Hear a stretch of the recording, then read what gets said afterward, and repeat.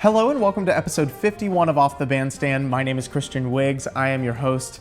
Today's episode, now housed in the beautiful space of Monk's Jazz, is Andre Hayward, a gifted trombonist who is one of the most revered jazz musicians here in Austin. Andre has a performing and recording credit list that is absolutely staggering, including Betty Carter, Roy Hargrove, Esperanza Spalding, Wynton Marsalis, the Jazz at Lincoln Center Orchestra, and the Duke Ellington Orchestra, while under the direction of Mercer Ellington. Andre has also served at educational institutions such as UT Austin, NYU, the New England Conservatory, the New School in New York, Michigan State, and UNT. In this episode, we talk about how music was deeply embedded into the family tradition. We also talk about how Andre earnestly tries to emulate the human voice whenever he picks up the instrument, and the origins of a nickname that is perfectly suited to his playing. Moving on to the release of the week, this one is from 2018 called Way Back Home, and it's a beautiful album highlighting the collaboration of band leaders Andre Hayward and Chris Jones. We talk about in the episode a bit how this album was birthed out of their love and desire to tour together in Japan, and it features musicians Gene Santino, Damian Garcia, and Tom Breckline, and is made up of almost all original compositions from Andre and Chris.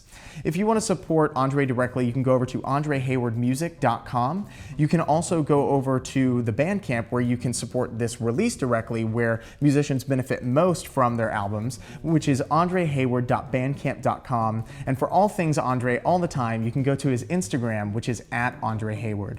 Now moving on to some of the Monk shows that we have coming up. On Friday, July 16th, we have the Marcos Varela Quartet. The next, or a couple days later, we have Farmer's Market, which is a tribute to the music of Art Farmer and Jim Hall. On Sunday, July 18th. On Tuesday, July 20th, we have the Zach Varner Funktet. On Thursday, July 22nd, we have the Math Judson Experiment.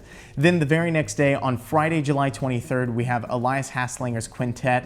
A couple days after that, Kate Cordum on July 25th, a killing jazz vocalist who is currently studying at Frost School of Music in Miami, but is back in town because she's a native Houstonite, which is also, or Houstonian, I should probably say. All those Houston people will probably get on to me for that, which Andre is from as well. And then following on Tuesday, July 27th is my very special project that I'm so excited to unveil. It's been a couple years in the making, just kind of all of the concepts, but we wanted to be able to put together original compositions, original lyrics, and twists on not only jazz standards, but music that is in more of the contemporary realm as well, melding it together into a 19-piece big band that is going to be housed right here on the Monk stage. So I hope you will tune into these. Donate if you can. All of the links to donate to people's PayPal and Venmo are available. And if you want to become a sponsor of Off the Bandstand, you can go over to christianwiggs.com/Off the Bandstand, where there are links where you can learn more about that.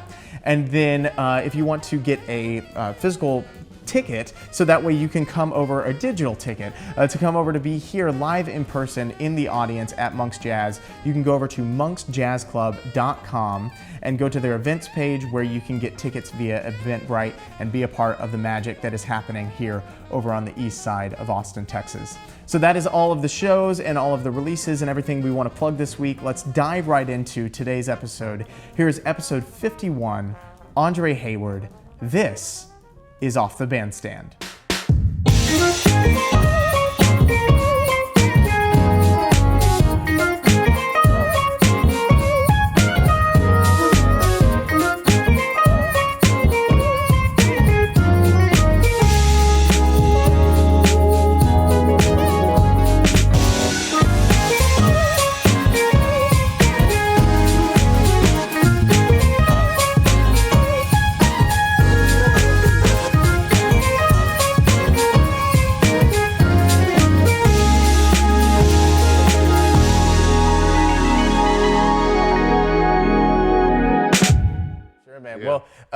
I have to ask because it wasn't a higher calling orchestra gig, but it was I guess just like a Mike Saylor sextet gig, the first one that he had, like the expanded group, and he wanted to feature you on a tune and was like, does everyone know Andre Hayward's nickname? And I didn't at the time, and I just heard everybody say Big Butter, so I was like, I have to ask, where did that come from?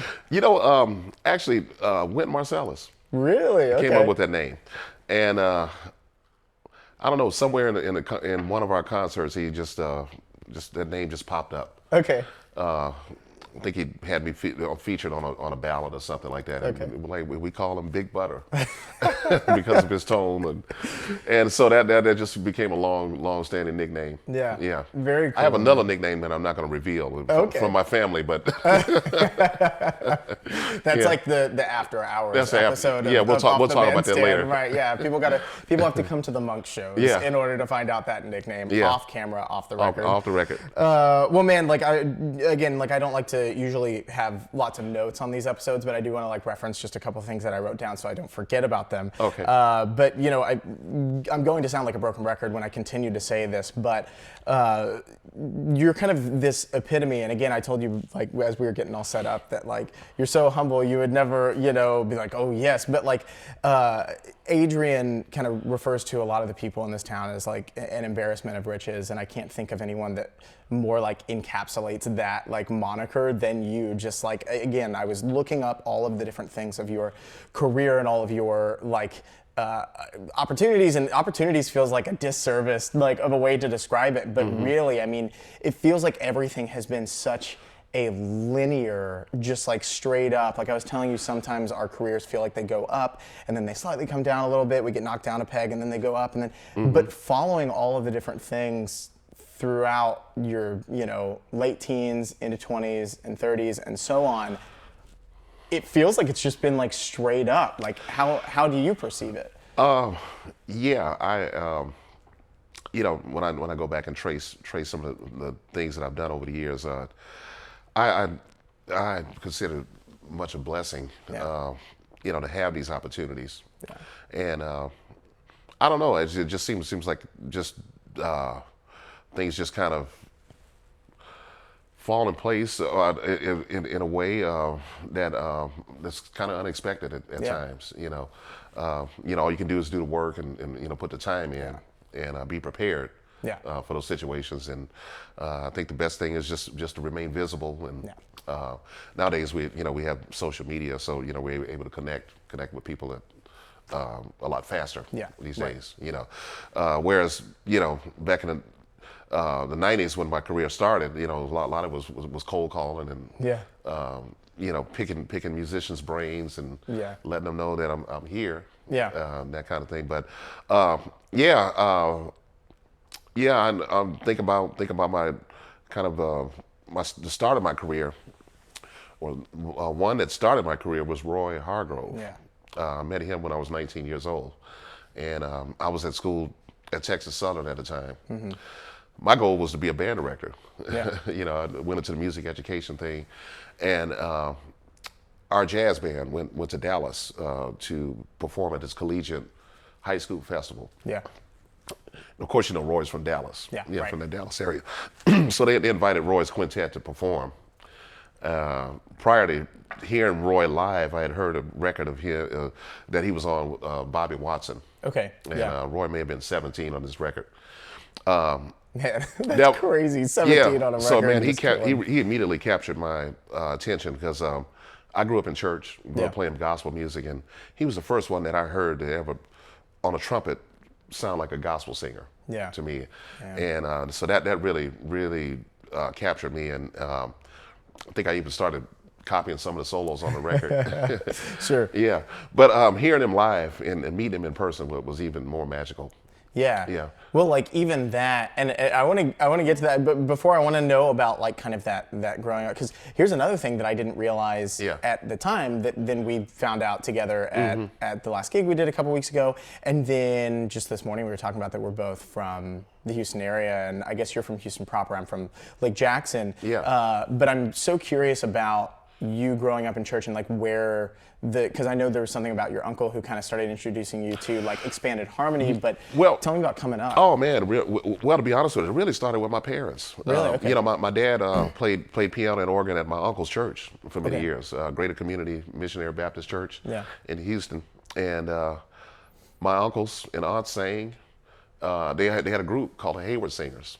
Man, I saw that you guys released a couple singles. I was like, I want that album right now. I gotta go home and get those records and put them on on the computer, Okay, digitize cool. them. Oh, are there full records? Yeah, no, these are 78s. Okay. So they did two 78. One in 1978, and then I think there was a record that they did in the late 60s. Okay. Yeah, they were so popular. Shirley Caesar, gospel legend, wanted to take them on the road. Whoa. Yeah, but my grandmother was so strict; she didn't want them traveling at all. Wow. Yeah. How old were they at the time? Like whenever she... they started as kids. Yeah. So my grandmother had them singing and playing. My dad, played organ and piano, and so they would travel around these different churches. So that was my first exposure to music. Yeah. And I just viewed them as celebrities. Yeah. Right. I'm just a little kid, and I'm so proud and Yeah, to see them yeah. up there singing, and they're selling their records out of the box. So that was a great thing. Yeah. So then, were you singing with them, or was it just kind of watching? No, never singing singing with them. Okay. No, it was just me spectating. Yeah. Yeah. And my mother, my late mother, she was a great singer. She used to sing around the house, singing hymns and things, and she also sang in the choir at the church too. Okay. Yeah. Cool. So that's gospel, and obviously, like gospel and jazz are very closely related, very very closely tied together. So then, how did jazz start to enter your view? Oh yeah. Okay. I got exposed to jazz through my mom's brother, Uncle Don. Okay. Uncle Don Gill played guitar. Okay. And he grew up in the Beaumont, Port Arthur area. Yeah.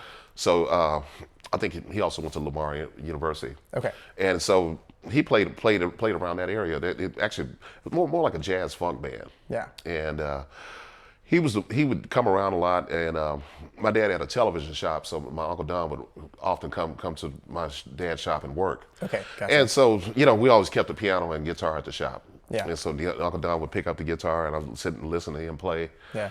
And he would be talking all of these things about chords. Yeah. 7 chords and suspension and chromaticism and all of these things fascinated me at the time, and so that was my introduction to the world of jazz. Yeah, sure. He was also a big fan of Wes Montgomery. Okay. And so Bumping on the Sunset was his favorite record. Yeah, sure. Yeah. So, did you have many hobbies as a kid, or was it really like kind of like bouncing around to a lot of different things that might have interested you, and then it finally just felt like boom, like it becomes tunnel vision. And you go, music is the thing.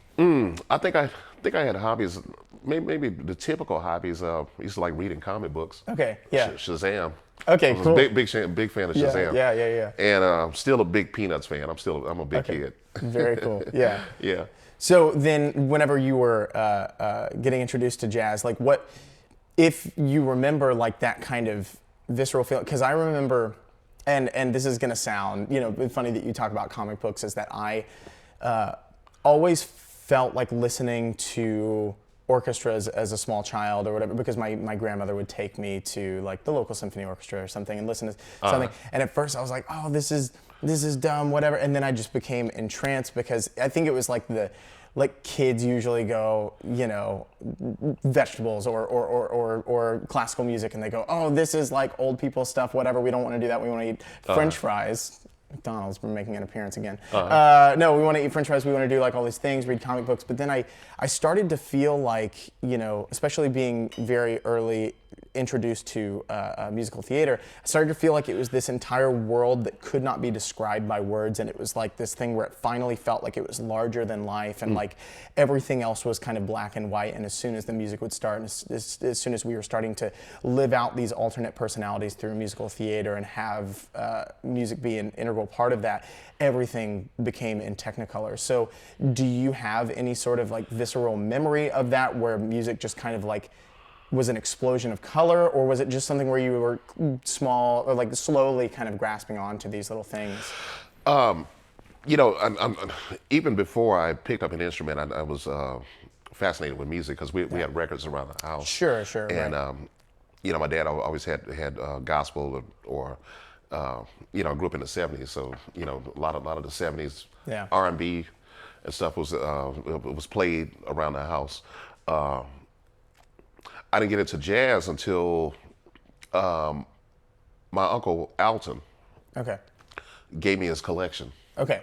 And he had some remnants of records after Hurricane Alicia back in the '80s. Gotcha. And so he had given me all these records to listen to. And that collection was Thelonious Monk solo piano. Okay. I think there was a Lou Donaldson record in there, and he loved a bunch of organ music. Jimmy McGriff. So yeah. What age was that?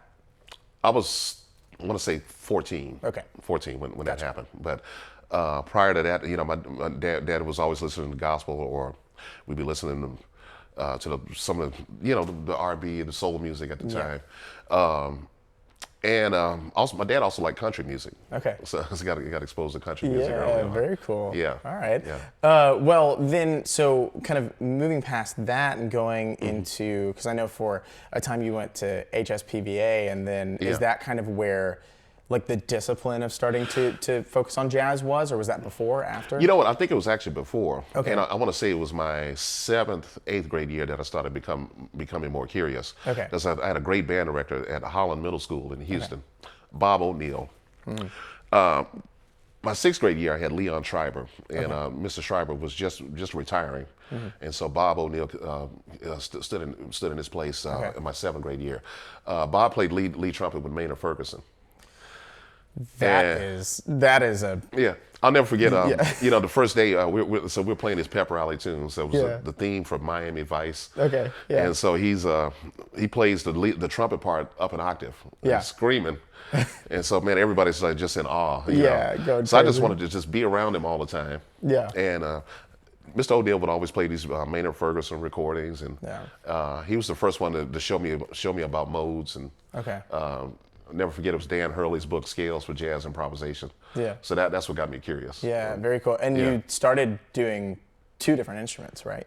I started on trombone, and then Mr. Schreiber suggested that I switch to tuba. Okay. And so I started learning tuba at the same time. Yeah, we were just talking about how, like, you were playing tuba with Jazz at Lincoln Center Orchestra before we started recording, and so did you find that those kind of grew together in tandem, or did you always feel yourself edging more towards and actually it was a natural switch, because during my beginning band years, I had some neighbors in the apartment complex where we lived, and 2 buddies of mine, Reginald and I can't remember his brother's name, the name escapes me right now. Okay.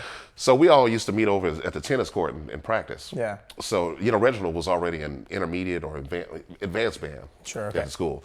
So he played trumpet and trombone. Okay. So, we would switch off. So funny. So I would get his book and learn the fingerings. Okay. And then I only to discover that the fingering system was the same for the tuba and euphonium. Okay. So it was a natural switch. Yeah, for sure. Have you ever played like any of the valve trombone stuff? I own a valve trombone. Oh, okay. Yeah. Very cool. Yeah. How is that viewed? Is that because is valve trombone viewed in any positive or negative light? I would hope it would be viewed in a positive light. Okay. I think some trombonists may consider it a cheat. Okay. In some way. Interesting. But there's so many great valve trombonists out there, Bob Brookmeyer and Rob McConnell, people like that. Yeah, man. Well, kind of going over to, you had said in the Austin Chronicle thing that they had published on you not too terribly long ago, and you'd said that trombone was one of the instruments that was closest to the human voice, and that you were never interested in the pyrotechnical aspects. And I would love to, just hear your perspective exactly on like kind of what you mean of like the pyrotechnical aspect. I can kind of assume, but I would love to hear it. Well, there's a lot of few techniques associated with trombone that help facilitate speed and agility, if you will. Yeah, sure. The doodle tongue, and that was a concept that was actually created by Clark Terry, but it was also adapted by Carl Fontana and Bill Watrous, and now Bob McChesney, great trombonist in the LA area. So that's one of those things that if you're not careful, we would mistake the technique, that tonguing technique, for language. Yeah, sure. And that's what I really meant by that, because there's a point where it almost becomes gimmick. Yeah, sure. And I never wanted to do that. I wanted to always just sing through the instrument. I grew up around singers. Yeah. And that's still a lifelong goal for me. Yeah. To be able to play this horn and make it speak in some way. Yeah. In a vocal way. And it's not like I'm not interested in speed. Yeah. And getting around on the instrument and playing as much as possible. You know, and I listen to a lot of saxophone players and trumpet players. So yeah, of course, you know, I want, you know, I love Freddie Hubbard and Sonny Rollins and Hank. I want that language as well. But I got to say, my lifelong goal is to really make the horn sing, make it speak, communicate. Yeah, Communicate. Right, exactly. Yeah, I think Matt Maldonado, who has been, you know, my earliest friend in Austin Jazz, he was the first person to reach out to me whenever I was like starting my freshman year at Texas State, and has been, you know, in some ways I want to say like an informal mentor, but really, I mean, more than that, not even informal. I say informal because he's been such a close friend at the same time. Yeah. But maybe we should break down that kind of thing of like where a mentor is not also your friend. You know, the mentors. I thought it was very beautiful. Like you had put, you know, a really long, nice post about Alton. You know. Oh, sure. For his birthday, Yeah. and he always says, he's like, yeah, I considered Andre to be a mentor, and you know, so, but yeah, Matt would always say to me, he'd be like, yeah, like, you know, you can say lamp, piano, you know, I don't think that's a succulent, but plant, coffee table, coffee cup, but are you really saying something that is meaningful? You know, you're saying a lot of words, but are you putting it together in a way that it makes a cohesive statement that is meaningful? Yeah. And he's like, and the way that you solo should be the exact same kind of way, because stumbling into scatting, I mean, there's a million ways that people can scat and make it just sound completely gimmicky, like you were saying, you know, and, exactly. and not honest. And the shooby doobies. Yeah, the shooby, like Alex Brown showed me Shooby Taylor. On That's hilarious, man. Yeah. On one of our steakhouse gigs, like in between sets, and I think I had to like go outside because we were gonna get kicked out of the joint. Not even as musicians, but as disruptive patrons. Yeah, you will be on the floor laughing. Yeah, for sure. But yeah, so you know, there's all these ways you can do it wrong, and then I think like, you know, horn players fall into that same category a lot, where there is sometimes an inclination to be like, well, let me just play as many fast and like busy licks as possible, you know, to impress or something like that. Oh, sure. Especially if you're at a jam session and that's like your one opportunity to get the attention for that week or so, like at Elephant on Monday of other people who might be hiring to fill out bands, but really focusing on something that is meaningful. It doesn't have to be. That's why like I gravitated a lot towards Bill Evans on the last record that I put out, because I just realized that Bill Evans was saying, you know, a lot with less. I was like, that's great. But yeah, so your whole thing of, you know, going off that tangent, going back to you, is like that idea of wanting to be as honest as the human voice, something that is like, you know, comforting and organic and genuine, is a really beautiful sentiment. And I think that's like some not inspiration, but that's some truth that a lot of people don't have, some maturity that a lot of people don't have until later on in their career.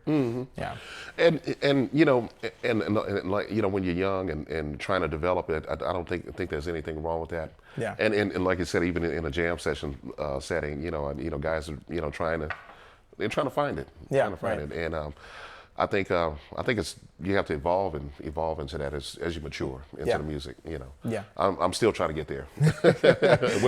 we're all trying to get there. I would say some people would argue that we're never there, but I think a lot of people in town would argue that you're almost there. You're like right there. Like if anyone was close enough to attaining it. Well, you know, and then I had written down some stuff about like studying with Bob O'Neill, and then also just like what an immeasurable experience and value to be studying with somebody who had such direct experience with one of, like, especially at that time, like the titan of like kind of lead trumpet players, being Maynard Ferguson. Did he share like any stories like as things were going on with that? You know, I was so young at the time. I do remember him sharing some stories, but I couldn't even roll them off. You know. Sure. Because I went from Holland Middle School straight to HSPVA in Houston High School for Performing and Visual Arts. And that gave me even more stimuli to practice. Because I was playing euphonium in the wind ensemble. We had a great director, Jack Lucas, and Bob Morgan, who we all call Doc. Was our director at HSPVA. And man, I remember coming into that environment intimidated because I never played big band charts before. So I was used to concert and symphonic music. Yeah. But man, coming in and having to interpret these swing eighth notes and stuff Sure, like that, yeah. and the syncopations, all of that was intimidating. Yeah. In addition to even trying to interpret chord changes. Yeah. Because we're trombone section is always in the center of the big band. Yeah. And so I see the saxophonists with these slashes and Yeah. chord symbols at the top. I'm like, how are you finding what to play over there? Sure. Yeah. Yeah. But thankfully we had theory classes at school and took improv. Yeah. Now, what ended up happening at PVA, I was screwing up in school. Okay. And I got kicked out. Okay. So I only stayed there a year and a half, Okay. off and on. So I got kicked out once and was asked back. Okay. Messed up again, went back to my Oh, no. zone school again. Oh no. Simply because I was in the practice room all the time. I wasn't doing my work, doing my homework. There are worse problems to Yeah. have, like Yeah. But that was enough. Yeah. That was enough for me to stay motivated. Yeah. And I ended up at Furr High School. Okay. And I'm very proud of that because I had a great band director, Susan Sparks. Okay. She was a trumpet player. Okay. And she took up a lot of time with me. Yeah. And another great band director, Melvin Dismuke. Okay. We lost Mr. Dismuke 4 years ago. Okay. French horn player. And he also played lead trumpet, much like John Faddis. Okay. Ooh, okay. This guy was something. Yeah. He was also in the Ellington Orchestra. Okay. Back in the day. Yeah, nice. So he was one that really spent a lot of time with me. Often I would follow him home because he lived in our neighborhood. Okay. And would just practice with him, and he would show me harmony and stuff like that. amazing. Yeah. So it was just great having that mentorship early on. Yeah. Yeah. Well, and then talk about then, we circling back to what we were talking about earlier was that you go to Texas Southern, you're going to do the band director thing, and then as I understand it, very early on into that, maybe like a year into that. Here comes Roy Hargrove, and so paint that picture for me. Like, Okay. there's a jam session in the hotel lobby. Oh yeah. Okay. Yeah. So you know about that story. Yeah. So after Roy's concert, Yeah. a bunch of guys. Actually, they were from Weatherford College. Okay. In that band was Keith Loftus, who was a wonderful tenor player in New York, and, playing with all kinds of bands there. Yeah. And Whitney Russell was on trumpet. Fred Sanders. We were all just kind of hanging out in the lobby. Yeah. And playing tunes. So, so I get done with one of the songs, and I close my eyes when I'm soloing. Sure. And Roy's standing next to me, and he's giving me compliments and Yeah. and asking for my contact information. And he said he's going to call me for a gig. Yeah.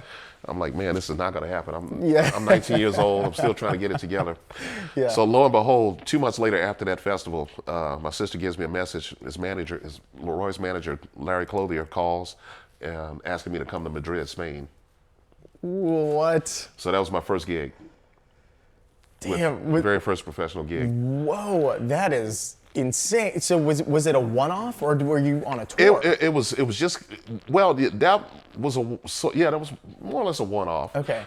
So he invited me, Keith Loftus, and Whitney Okay. to Spain, and so he featured us as the Young Lions of Texas Wow. at this festival. And on that same bill was Danilo Perez and Jesse Davis. Whoa. And I'm trying to think. I think there may have been one other guest artist. Yeah. Yeah, but that was so much fun. Dude, that is So insane. much fun. My next major thing with Roy was recording. Okay. Yeah. Live recording of Kindred Souls. Yeah. And I was 19 going on 20. Yeah. So we did 2 weeks, 1 week and a half in Bay, California. Okay. And then the second week at Yoshi's in Oakland. Yeah. So, it was my birthday week. Oh my gosh. Yeah. So cool. Yeah. Man, I can't think of a more gratifying birthday week as like a young jazz musician who wants to break into the scene, getting to play at Yoshi's with Roy Hargrove, like one of the most It was gifted people of all time. Yeah, it was so you know. surreal. And Gary Bartz was with us at the time, so I had Okay. had a chance to hang out with him, and pretty amazing. So how long were you, okay, so you did the record, you did Of Kindred Souls, and then how much longer were you playing with Roy before going to... It would always be these one-off kind of tours. So, I mentioned the Madrid thing, and then the record, and then there was a couple of European tours. Okay. And then Roy was commissioned by Lincoln Center to write up a suite. Okay. Suite, mahogany suite, and the exact title escapes me right now. But so he invited me and Jesse Davis to perform at Jazz at Lincoln Center. Yeah. As a matter of fact, Terrence Blanchard's band was on the same bill. I want to say that was 1993, 4. Yeah. So we had a chance to perform with him at Jazz at Lincoln Center on this suite that he composed. Yeah. And then Roy formed this big band. Okay. So I had a couple opportunities to play in this big band.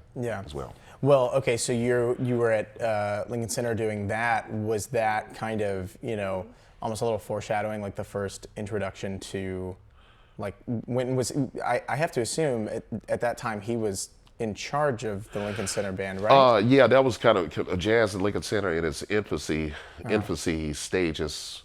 They were just getting started, really. Yeah, okay, gotcha. And I actually got that call through Alexa Birdsong, who was one of the staff at Jazz at Lincoln Center. Yeah. Funny thing, I got offered a gig back in 1992. At Lincoln Center? Yeah, at Lincoln Center. Whoa. To join the orchestra. For, like, how was that connection facilitated? Just because you were on the road doing stuff with Roy? Well, yeah, and because, Okay. and I started gradually meeting members of the orchestra. Yeah. Ron Westray in particular. Yeah, yeah. And Ron and I, we were like phone practice partners. That's funny. So, that was that intro. Well, no, not Ron. It was Jamal Haynes. Okay. Achille Haynes now.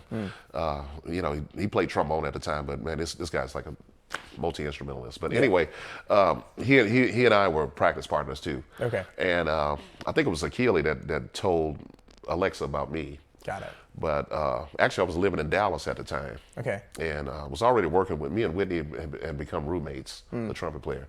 And Whitney was already established on Dallas scene, so I was working gigs with him. And hey man, the workflow was happening in Dallas, and I wasn't ready to move to New York at the time. Yeah.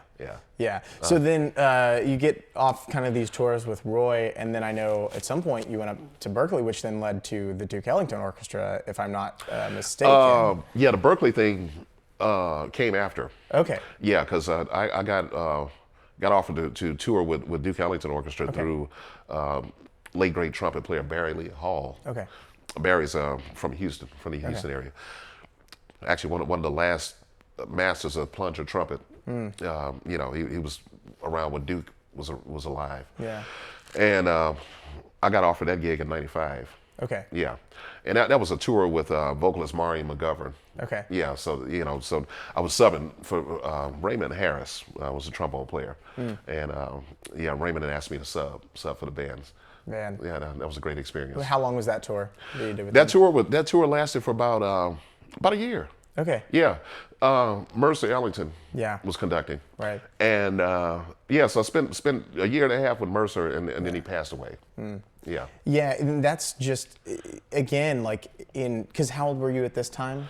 Gosh, oh man, I want to say 24. Yeah, so like already 24. just you've had so many huge people that you've either been directly working with or one degree of separation from these titans, like the thing with Maynard Ferguson and then Roy Hargrove, and then Mercer Ellington itself is notable and impressive, but even having that one degree of separation, not even that, just like family to Duke Ellington, like did any of it lose, or not lose its allure, but did any of it start to become less just, oh my God, these people that I'm around, such rich history of the craft and of the art form?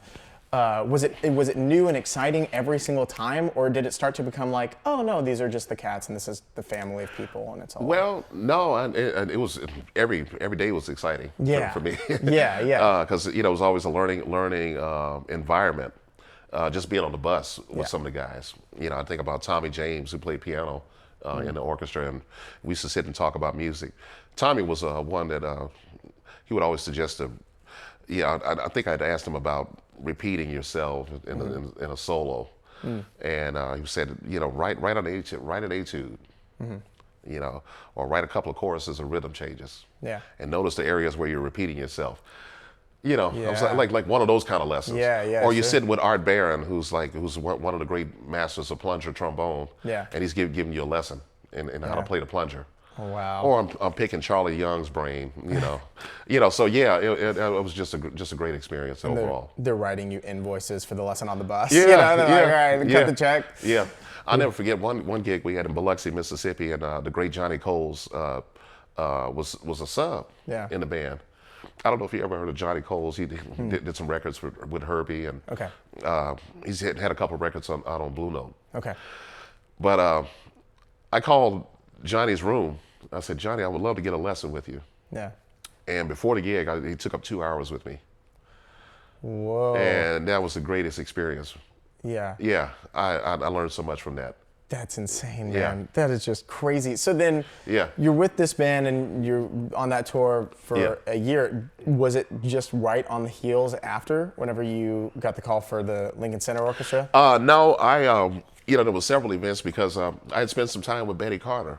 Yeah, right. The Jazz Ahead program. The Jazz Ahead program. Okay. Yeah. That started 1993 because she was just formed this program called Jazz Ahead.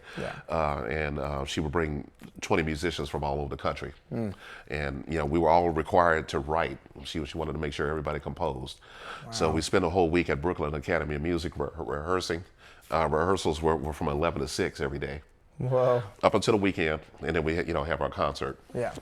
And because she was always short on trombones, technically you're only supposed to do Jazz Ahead for a year, just 1 year. Yeah. So she invited me for 5 years in a row.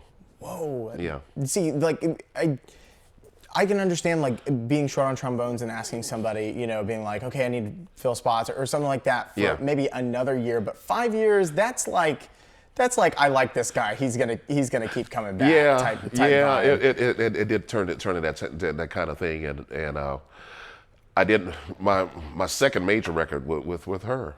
Wow. Her last record before she passed. Yeah. It was called "I'm Yours, You're Mine." Yeah. Yeah. Wow. Yeah. What was that? Again, you know, I'm starting to sound like a broken record with all these titans, absolute titans. But you know, for instance, like. Benny Green posted something the other day in remembrance of Betty Carter and said, you know, this story, and I'll paraphrase because I don't want to say that this was exactly it, but saying that, you know, he called her and was devastated and said, Betty, I have news, and you're not gonna like it. I lost your book. I left the piano book in the cab or something. I can only imagine. And he had said, you know, like I think as it reads, he had said, you're not going to like it. And she was like, what's wrong? Like, it's okay. Like, what's going on? And he was just devastated. And then she interrupts him and says, like, you know, it's going to be okay. We're gonna piece together the parts. We have the bass book, we have the drum book. We'll rewrite the book. Like, we'll get it back together, and just like that beautiful grace extended. And I'm curious, like, what was your experience just being with Betty Carter for 5 years? Like, do you have any like very kind of sentimental or otherwise stories that you'd like to share? Maybe some sentimental. Okay. A lot of tough love from her. Okay. I'll never forget. We were at IAJE, this is maybe 1996 or 7. And so, you know, these conferences they're known for, this was in New York. Okay. So, you know, there was a jam session, like this kind of jam session going on at Birdland. Yeah. Birdland was hosting this IAJE jam. And of course, Betty was out scouting musicians, young musicians, and, as she always would. And at that time, I was in Houston and struggling, not working. And I said, Betty, kind of getting frustrated with the scene and thinking about quitting music. What did I say that for? Man, she lit into me that whole like for like 30 minutes. Oh no. And how dare you say that, and you coward, and I can't believe this, and you don't quit. There's no such thing as quitting. Whoa. But she started crying. Yeah. And she left the club, got in the cab, went home. Wow. I called her the next day. She hung up on me the first time. Oh my gosh, Andre! Oh my God, that is insane. This is hilarious. So okay, I said I'm going to wait an hour. Yeah. And then so I called her back, and she gave me the same speech again. Don't you ever think of quitting? And how dare you do that? So man, I was like, that just really built a fire under me. I was like, I will never say that, or never even think in that direction again. Yeah, yeah. And I'll never forget, before Betty passed, she wrote a nice letter, sent me a postcard, vowing never to quit again. Wow. Yeah, I had that letter, and handwritten letter from her. Man, how long was it after you recorded that last record with her that she had passed? 1998. Okay. Was when she passed. Okay. Yeah, I had just moved to Boston.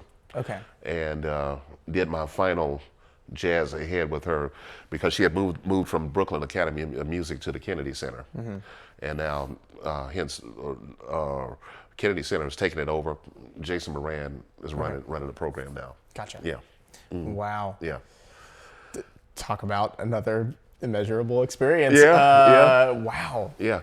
I'll never forget that, man. I was like, man, I feel like I can put all of my foot in my mouth. Yeah. Well, I was about to say, like, if you make somebody like so upset that they leave the club, get in a cab and go home, not to add insult to injury, I would have quit just out of like, I don't want to ever be seen. I just wanted to put my head in the sand, man. I'm so embarrassed. Yeah, man. But man, that was a life lesson. Yeah. Yeah. Yeah. Life lesson. Yeah. I mean, Clark Summers, I've mentioned this on the show before, but Clark Summers, who's Kurt's bass player, has, I hope he's fine with me saying this, but I have considered him to be kind of an informal mentor as well. And again, I've said this on the show, but like I sent him my second record whenever I put that out, and I was like, man, like truly you can say, I don't want to listen to this. I hate what, because in retrospect, I would not have done it, because everyone and their mother goes up and goes, hey, I put out a record, could you listen to it, please? You know? Yeah. But at the same time, I mean, you never know until you like try to like shoot your shot, I guess. But, oh yeah, sure. But yeah, I remember him and I was truly like just telling the things that are wrong with it, because I'm going to make another one, and I want to know.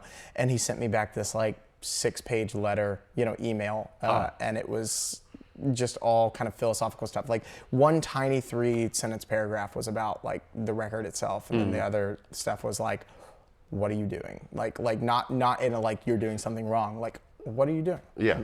How are you thinking about this? Why are you doing this? What are the considerations that you do? Are you doing the homework? Yada, yada, yada. Like, and I was just like, whoa. And I remember I was sitting in a Shipley's Donuts parking lot at 9 a.m. Yeah. And I sat there for an hour, and I felt like I wanted to quit. And I was more inspired than ever at the same exact time. And I probably read it like 10 times. Wow. Just like, and it was life changing. So yeah, like, I mean, that one's like a little bit more volatile maybe than my story. I didn't have to. I don't know if you're a Harry Potter fan. Are you a Harry Potter person?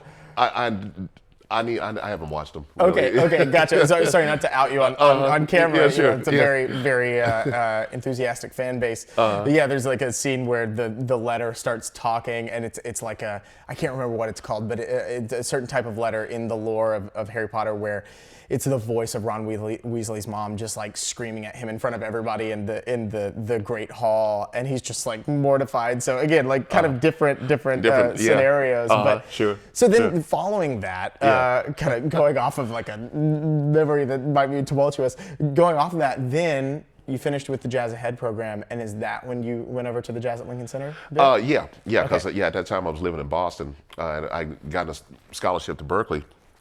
Unfortunately, I didn't follow through with it. I went through a cycle of being in and out of school, and I guess I can credit Roy for that. Yeah. So I'm like, man, I'm out here playing, so what's the point in doing this? Yeah, right. But anyway, I think I may have went to school for a couple of weeks. Yeah. And then before Jazz and Lincoln Center, it was Illinois Jaquette. Okay. Yeah. The great Texas tenor. Yeah. So I joined his big band and spent some time with him. About a year with Illinois Jazz. Okay. We didn't tour often, we did a couple of European dates and, some local things, Kansas City Jazz Festival. Yeah, right. A lot of New York dates, so these ballrooms and stuff like that. Yeah. Oh man, that was an education in itself. Yeah. So you know about the School of Texas Tenors and Arnett Cobb and Illinois Jazz, Bud Johnson.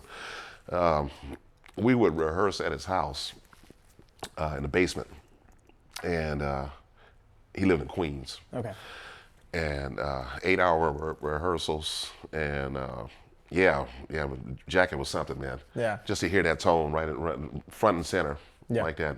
And his wife Carol, I'll never forget, she would make this vegetarian chili for everybody. Yeah. She did the same thing every time. Yeah. But just those rehearsals alone were school. Yeah. Yeah. So that was 1998. Fall of '99, I get a call from Ron Westray, the Joint Jazz and Lincoln Center Orchestra. Okay. Yeah, and that's what happened. Man. Yeah. Man. So then that's what was it? 9 years? 7 years? 7 years. 7 years. Yeah, Okay. yeah. So how did you feel that experience with the Jazz at Lincoln Center? Because we kind of view, or I can just speak for myself, I kind of view like Jazz at Lincoln Center Orchestra to be kind of this like the ultimate pinnacle, like, I don't know, like there's a reason why Jazz Congress, is at Jazz at Lincoln Center and all these different things. But how did you feel, if at all, Jazz at Lincoln Center differed, or just how did it compare to all the other experiences that you had thus far in your career? Well, I held that gig in high esteem. Always viewed it as being equivalent to being in grad school. Yeah. Okay. As Wynton was, of course, a longtime hero. Still a great one of my top heroes. Yeah. And met him long before I joined the band. And I would go to his apartment to get lessons and things like that. And Wynton had just become a instant friend. Yeah. In a lot of different ways. Yeah. I came into that band nervous as heck. Yeah. Because it wasn't really deep into the Ellington stuff until I joined the band. Yeah. And yet alone, playing plunger trombone and stuff like that. And playing that literature and along with Wynton's compositions and the long suites that he would write. Yeah. That was an education in itself. Yeah. And just the high caliber musicianship of the other members. Yeah. It was just inspiring. Yeah. Were you able to kind of let your shoulders down and relax? Eventually, it was kind of hard playing around Wynton for a few months. But I'll never forget. He made a statement in one of our shows. He said, "Our goal is not to sound like a repertory band. We're not trying to copy a style. We're just trying to play the music of great composers in our own way." Yeah. Because I came in with this notion that I'm going to have to try to sound like Tricky Sam and Nanton and Lawrence Brown and try to replicate these things. And I'm like, no, that's not the mission. Yeah. So the goal is, you bring yourself to bring your personality to the music. Yeah. And after I heard that just really opened the door. Yeah. Yeah. Well, that reminds me of something that Tommy Howard said a couple episodes ago, where he said, when he joined Elias's group at Church on Monday, and he was like, what was his name? Jake Langley. Right? Jake Langley. Yeah. He's like, I'm not Jake Langley. I will never be Jake. Yeah. And so, instead of trying to fill that void where he's at now that he had gone, I think he said to Vegas. He's like, I'm just gonna be me, and I'm gonna continue playing, and either Eli will keep me or he won't, and we'll just like do that thing. But I mean, here we are, 7 years later, or 6 years later, something like that, and he's just as integral a member of the band as everybody else has been. Just an integral part of it.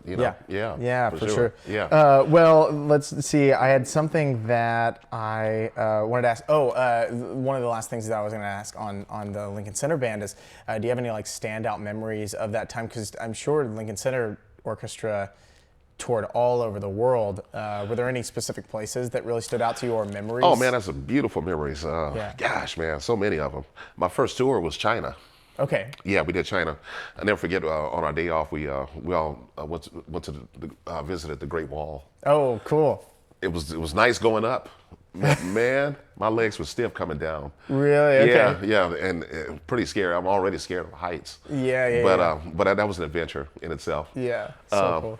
We had a lot of soulful moments. You know, when my mom was living, I'll never forget. We did a tour of the South. Okay. And Houston, you know, was one of them. Sure. So we played a concert in Houston, and then we had a day off. Mm-hmm. So my mom decided to plan a party for the band. Oh, cool. My mom was a great cook. Yeah. And she prepared a lot of food, and then she had a couple of restaurants to donate.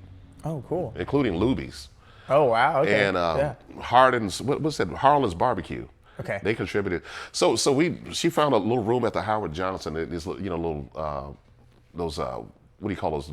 Office spaces or something like that. Yeah, sure. And so she set it up real nice, and the band showed up, and we all ate, and we had a jam session right there. So cool. Yeah, so it will always be these moments like that. Yeah. You know, and there were moments abroad like that in Brazil. The promoter's mother invited us to their place, and they lived in this apartment complex in Sao Paulo. Yeah.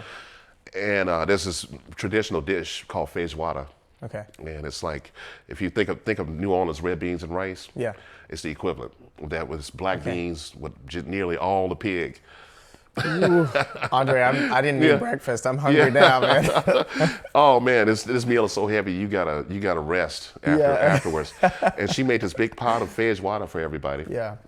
And we're just sitting around playing cards, and there's a basketball court out there. Yeah. You know, so it was more than just being a part of the musical thing, but it was more like a family unit. Yeah. So I mean, I can go on and on about my many moments with them, but I'll never forget 9/11 happened when we were in LA. And we were scheduled to rehearse with the LA Philharmonic because we were gonna record Wynton's All Rise. Okay.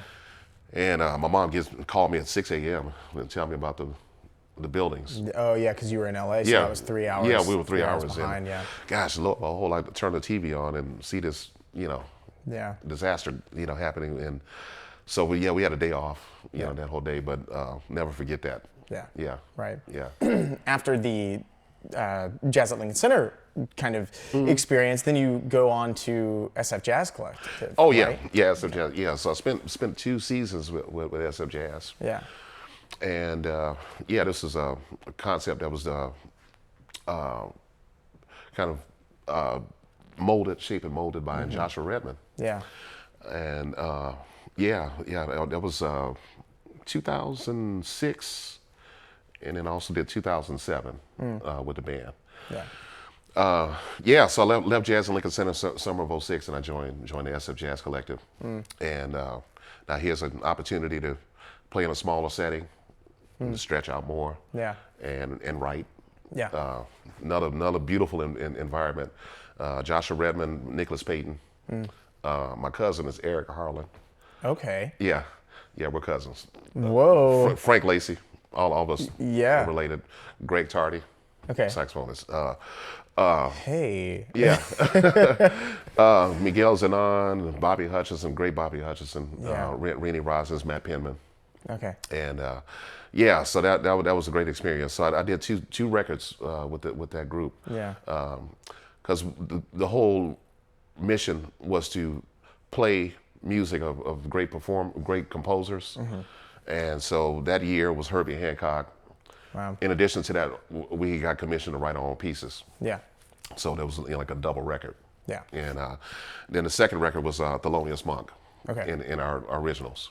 Yeah, that's really intense. And on those originals, was the goal to write it in the style of those people that you're focusing on? So writing? No. Totally. It was totally up to composer. Gotcha. So everybody brought something unique to the table. Yeah. Yeah. And so you focus on that person for the entire year, for that entire season. Yeah, that entire season. Yeah, because the way it worked during that time, you come in for a spring Yeah. residency. So, we spent like a month in San Francisco, which was great. Had a good time. Yeah. They put us up at the Fairmont Hotel. Yeah. That was always cool. And then, rehearsal was across the street. Yeah. And just being in San Francisco was just a cool vibe anyway. Yeah, right. And so, yeah, we would rehearse and, 8 hours, sometimes 10-hour rehearsals. Yeah. And then, we would start off the tour performing in San Francisco. And maybe another local area, Berkeley, somewhere. Yeah. And then go off to Europe, Okay. or in the States, Yeah. And then, have a break and then come back for another summer season. Yeah. And so that happened during my residency. But then now the band, had started touring on a regular basis. Yeah. But yeah, that was what it was. Yeah. And at that time, Joshua was in this '06 season. Joshua had decided he wanted to go back to his groups, his own groups again. Yeah. And then Joe Lovano came in. Nicholas Payton left. Dave Douglas took his place. Bobby Hutcherson was not so well. Was dealing with emphysema at the time.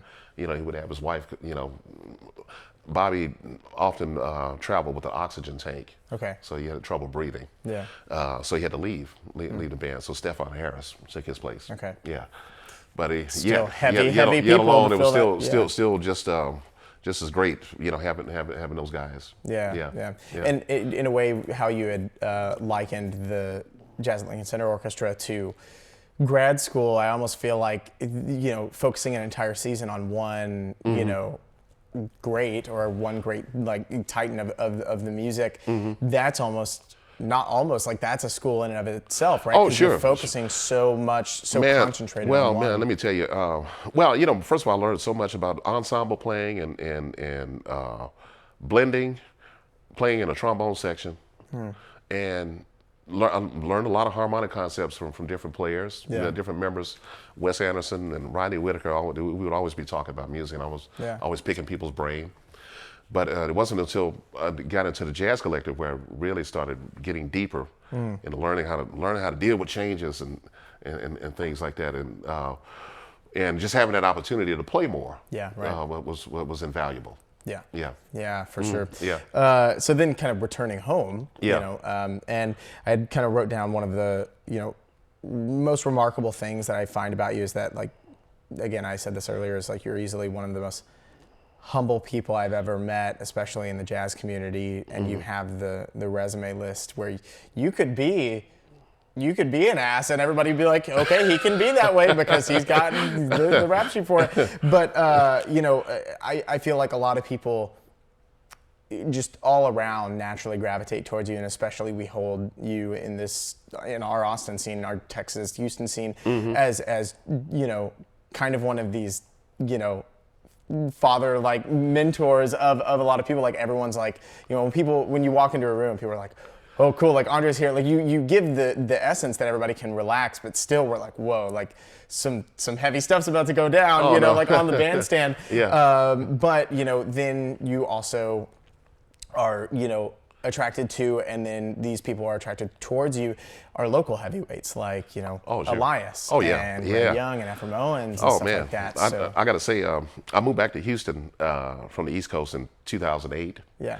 And so I spent 3 years there, and what got me here initially was my girlfriend at the time. Okay. And so that was the first thing, and then the fact that Ephraim and I were good friends. Elias, this guy started hiring me immediately. Yeah. So I hit the ground running when I got here. Yeah.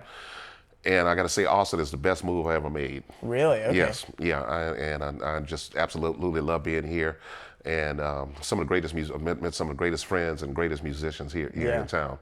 And in my opinion, and just as equally good as anything in New York or LA or anywhere else. Yeah. So yeah, being in this environment here with Colin with this Monk's Jazz and his entrepreneurial spirit, and I just find it inspiring. Yeah. All the time. Yeah. Yeah. And I think that's another thing too that I think people are starting to notice, and this is largely in part to Colin. I would say even more than largely in part to Colin, because to create a space that feels so homey, like the way that I tell Colin, you know, whenever I'm just kind of showering him with compliments, I say, you know, you've created a performance in a non-performative space. Yeah. You know, when you look out at like these tables and stuff like that, like it's not like it's not like they're going to, you know, all these like hoity-toity places and buying all the best tables and stuff like that. And there's nothing wrong with that either. Oh, yeah, like I should say, like absolutely having like a beautiful club like Parker, for example, is absolutely needed. But just like this whole thing of, it just feels so communal. Like we're right here. There's not like a big stage or anything. It's just like you're having an experience together. And I think people are starting to notice that about Austin. And I mean, that is the hope too, right? Because like, I think we have musicians here that can measure up to any other scene. Oh, sure. It's just a matter of, you know, getting people to know that it's like, oh yeah, all right, we're here. We're getting stuff going. And, it's getting it going, and people move in here, and you know, great to see that you know, people moving here from the Midwest and West Coast, and East Coast folks are coming, and so we got a mixture. We got a little melting pot of Texans and people from other regions, you know. So I just think it's great. Yeah, man. Yeah. And so also I have to ask, you know, because you teach and you've taught at, you know, a myriad of different places. UT Austin, NYU, New England Conservatory, New School in New York, Michigan State, UNT, you know, in some capacity or larger. How do you feel that teaching balances everything out for you? Spiritually, musically, mentally, emotionally? Well, you know, I've been blessed with all of these opportunities, you know, to play with these wonderful masters of the music. It's always been a pleasure for me to give back to the youth. And you know, taught adjunct at these different schools, you know, private lessons, and you know, to this day I still do clinics. You know, next week I'm off to Houston, doing a clinic for MacArthur High School. Okay, cool. One of my I call him my band director in spirit, Jose Diaz, has a program called the Diaz Music Institute. And so I'll be teaching the kids for 3 days. Okay. They got a concert. Trumpet player Ray Vega is coming in from New York. Okay, cool. So we'll be playing together this weekend. But I enjoy the art of teaching just as much as playing. I still consider myself somewhat of a band director. Spirit, sure, you know. So that's how it started. It's a joy teaching the fundamentals of music to the kids. And then just very briefly, because we are going to plug this week as one of the releases of the week, you know, Way Back Home, and your partnership and playing with Chris Jones all the time. What was the? I think it's beautiful whenever people want to co-band lead records, because you just like, without hearing a note, you already can tell that there is such a connection there, where they're like, no, we have something special, we want to make something together. Oh, like, sure. The essence of and man, Chris and I met when I got here. Okay. And then only to discover that we actually kind of mirrored each other on the East Coast. Really? Okay. Because Chris lived in New York, and I was, you know, playing around the New York area at the same time. You know, I want to say my years with the Jazz and Lincoln Center Orchestra. Yeah. And I'm surprised me and Chris never ran into each other at any jam sessions. Yeah. We also shared living in Boston together. Whoa. Yeah, because he and his wife at the time, Masumi, great Masumi Jones, Masumi was a student at Berkeley. Okay. And so, you know, so they both lived in Boston, and but we didn't officially start playing together until this restaurant gig in Cedar Park. Oh, Takara. Yeah. And so that it was starting to become a regular thing. Actually turned into 4 years of playing there. And so Chris and I just hit it off immediately. Yeah. And we would hang out sometime, and I'll never forget, we were sitting at Takara, and I was like, man, it'd be great to, I don't know how we got on the subject of Japan. Yeah. It's like, man, I love Japan. It's one of my favorite places to tour. Yeah. It'd be great to go there again. And just so happened, Chris's family lives in Sapporo. Okay. His mother and father live there. He said, man, we could make that happen. Whoa, okay. So Chris, you know, man, he was the one to like, let's do a record before we go. Yeah. And he, you know, coordinated all of that. And so we got Gene Centeno on saxophone. Yeah. And Tom Breckline, who lives here now, great drummer, and Damian Garcia. And so we did this record at Fire Station Studios. Oh, in San Marcos? In San Marcos. Wow, okay. Yeah. Amazing. That's where I did my first record too. Yeah. Very cool. Yeah. So we were able to go to Japan with product in the hand. Yeah. And so Chris coordinated the whole tour. We did a week in Tokyo. That was fun because we had a couple of club dates, Jay-Z Brat, and there was one other club that Bebop.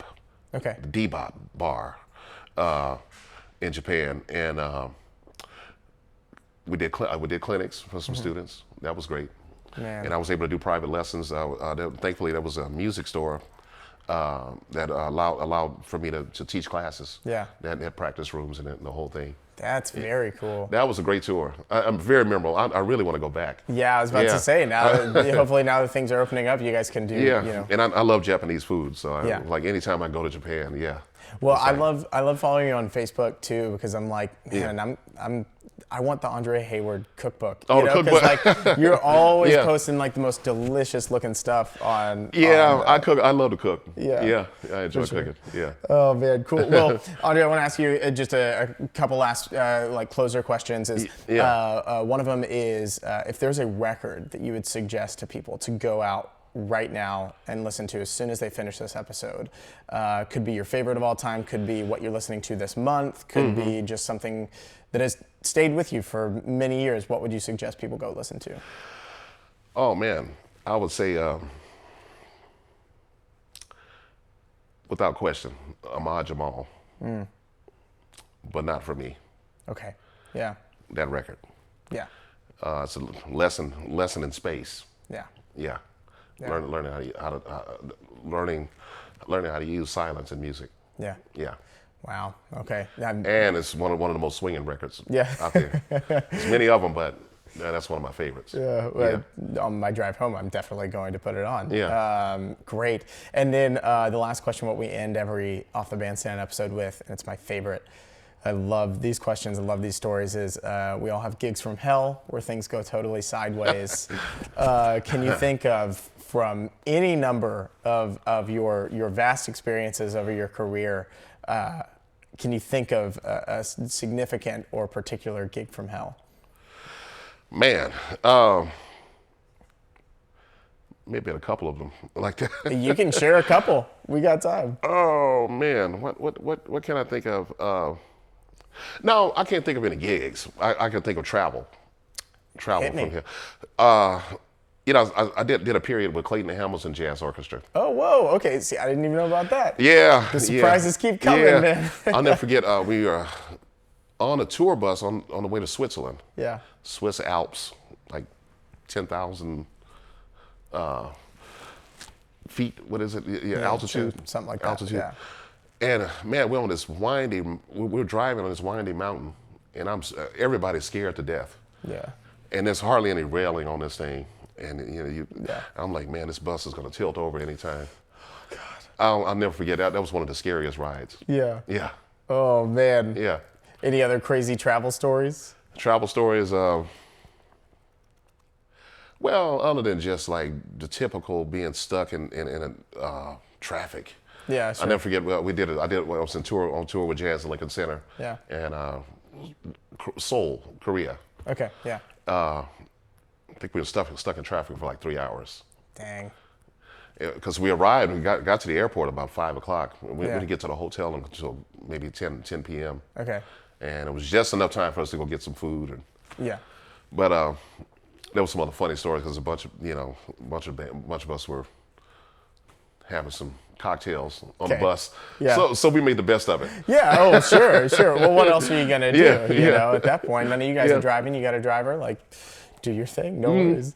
Man. Well, Andre, I seriously cannot tell you enough. Whenever I started this show, now we're 51 episodes. When I started this show, I have a, in my notes section of the like Apple Notes, like on my MacBook, I have like a list of my like dream guests, and at the very tippy top of that list is Andre Hayward. So man, it makes me so happy. Thanks for having me on this, man. Dude, this is so much fun, and really appreciate it. Everybody go check out. I don't know which camera I'm supposed to be looking at. We'll just say one of these. Everybody go check out Way Back Home, released in 2018. 2018. 2018? Yeah, that's right.